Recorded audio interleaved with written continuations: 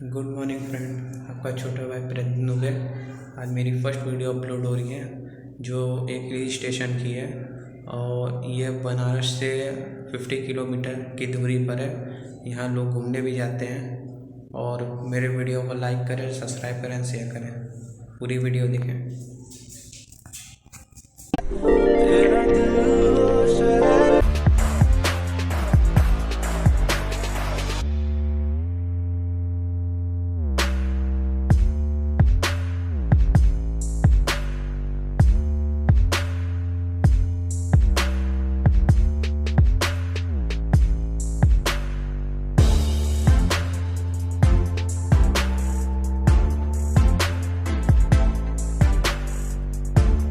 का रोड काफ़ी अच्छा है, काफ़ी क्लीन है। और अगर आप यहाँ लखनिया दरी जाते हैं तो यहाँ के रोड आप देख सकते हैं किस तरह का है। काफ़ी मतलब कि स्मूथ गाड़ी चलती है एकदम। आप जैसे भी चलाना चाहें वहाँ पर चला सकते हैं। एकदम क्लीन, एकदम रोड एकदम अच्छा है फ्रेंड। आप देख सकते हैं, मैं क्या बताऊँ।